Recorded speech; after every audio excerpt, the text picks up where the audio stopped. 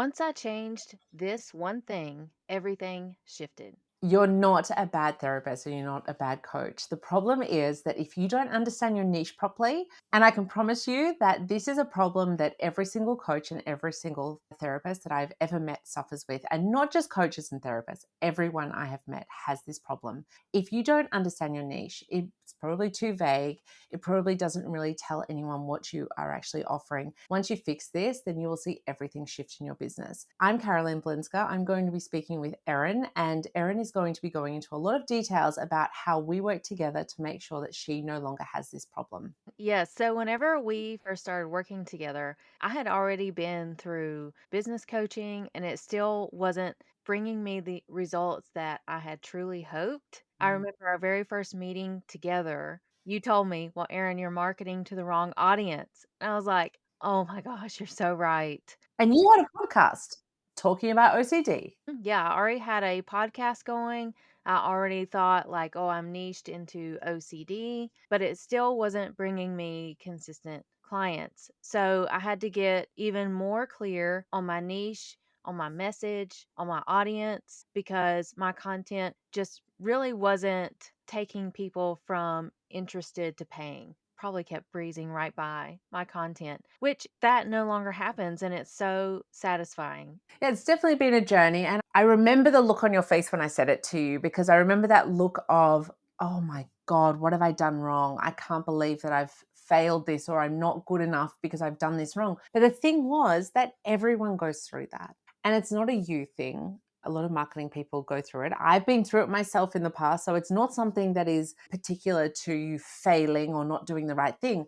It's the fact that we think we need to explain ourselves to everyone. But when you're at a local barbecue with your neighbors and you're trying to explain your business to that guy who has got no idea because he cares about cars, it's going over his head. He's like, I don't understand what you're talking about, because you're talking about marriage and how women feel in that situation. He's like, dude, I don't understand this. I just care about cars. And you've got to think of it like that with everything in your business. Because once you start trying to market to everyone and trying to say, hey, I'm going to help everyone, then no one's understanding you, because then that woman that you're trying to market to, who is very particular about what she needs and what she needs results in, she also doesn't hear you because you're trying to be too vague. So let's get into the actual process that you went through from the time that I explained that to you. And then you said to me straight away, we have to work together. I need to fix this. And you'd been working with a business coach already for a long time at that stage. And she didn't fix this with you. So if you think working with a business coach is going to get you the results, it doesn't mean that that business coach actually understands what is going on either. Let's get into how we actually solve that for you. Well, this is my second time in private practice, and I was trying to be very intentional. So it was quite discouraging that I wasn't getting results, even with a business coach prior to you. In my very first round of private practice, I was overbooked, but I was burnt out beyond belief because I said yes to everyone.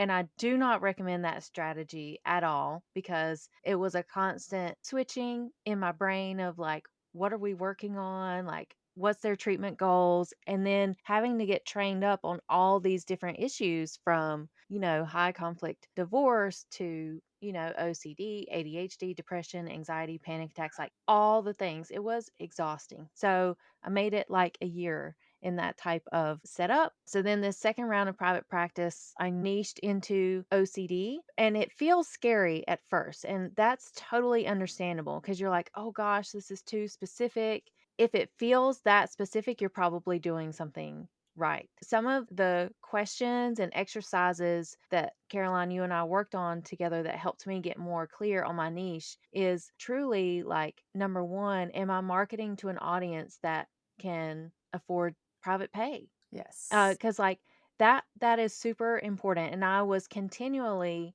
at this stage getting people interested, but then coming to the consult and saying, "Oh, I can't afford that." So at that point, I've already wasted time in so many ways with holding a spot, implementing the consult, and then just being told, "Oh, I can't afford that." Even with identifying my niche and everything, we've built up automations so that the right kind of clients come in and they are saying yes at the start of the consult call now. But yeah, I would say that was the number one thing, which was identifying the right target audience that could afford to work with me. Second thing was not only is it like OCD specifically, but which parts of OCD are the most enjoyable for me to work with.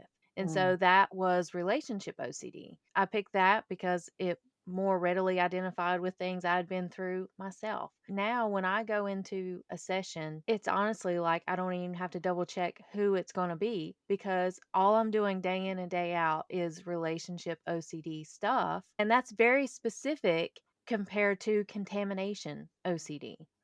So when women are hearing these messages on my podcast now, or they're reading my emails, like the social media stuff, they feel very seen. So the third thing was, because of getting clear on that niche, was having all that marketing line up to where these women could say that's me. And that has turned into ladies either buying my relationship OCD course because they feel like that's them, or they've become a paying client.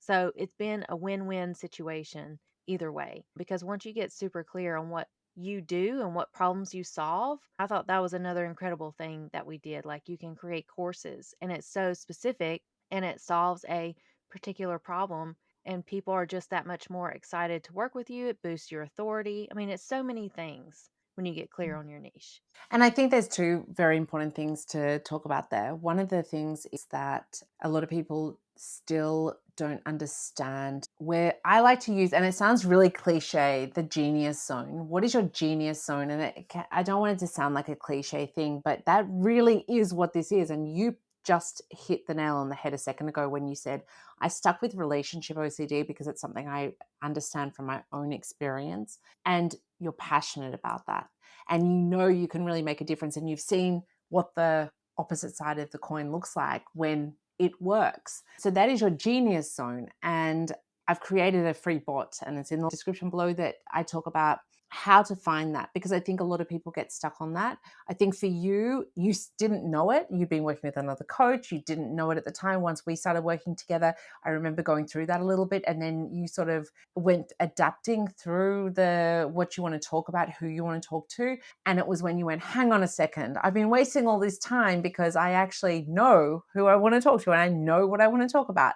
And it was sort of like it was like literally a light bulb moment for you. But that was a process. That was something that another coach couldn't help you with. And now I've created a bot that you just answer some questions and it will give you the answer, and it will help you really understand what your genius zone is. Because working with you, I really found, and I've got other clients as well, it's a process that you need to go through. So I've found a way to speed this up, that you just answer some questions and it will give you the exact answer. The other thing is I've got another bot that I've created that is really about understanding who your ideal audience is as well. And it's a slightly different, it's not the same place. And I think you understand that, and I'll explain that a little bit. You understood you wanted to work with women in relationship situations. But then there's two sides to that. There's the women who have been married for a long time, and there's the women who want to get married. And we spoke about that, because then that's actually two audiences. You've got a woman who's 25 and wants to get married, and she's not sure if he's the right man. Or you've got someone who's in her 40s and she's got 3 kids and they're about to get divorced and they want to work out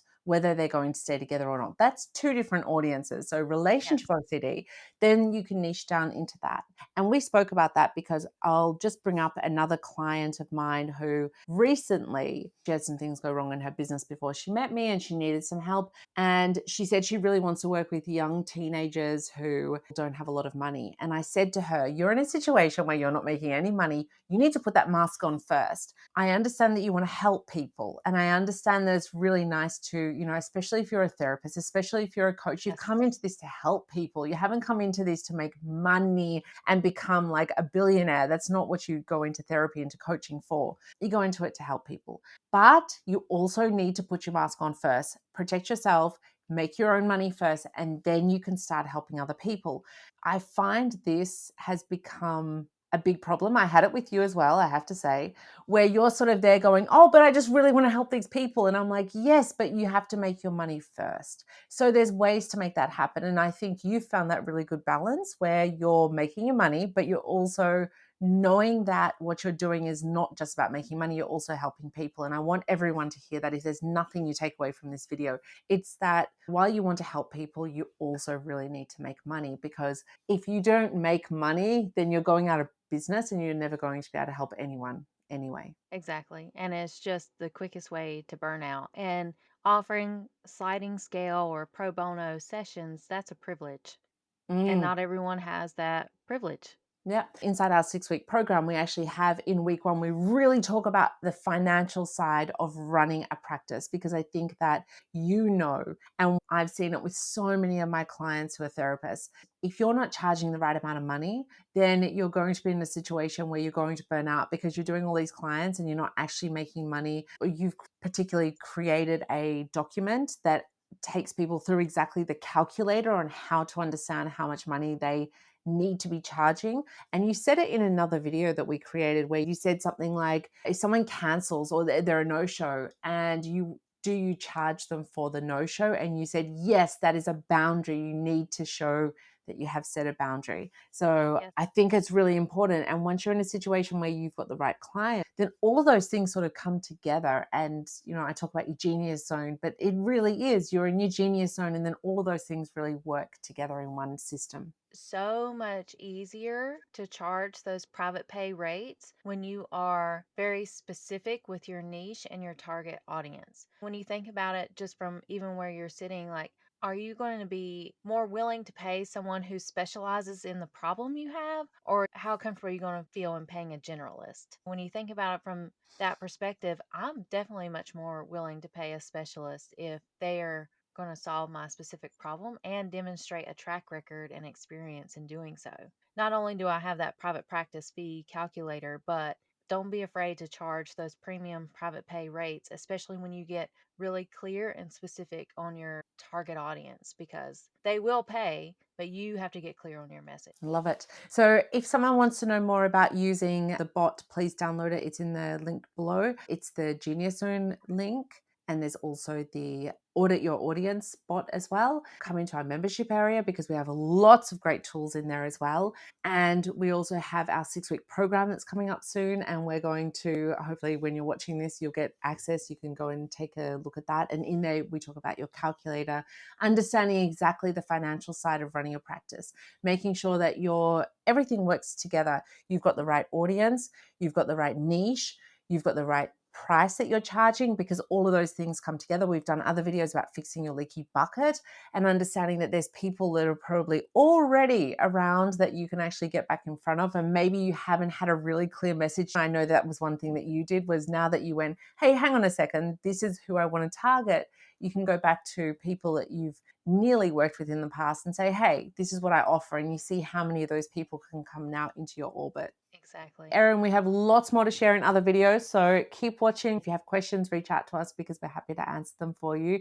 And Erin, thank you so much. It's really good talking to you again on this video. Thank you.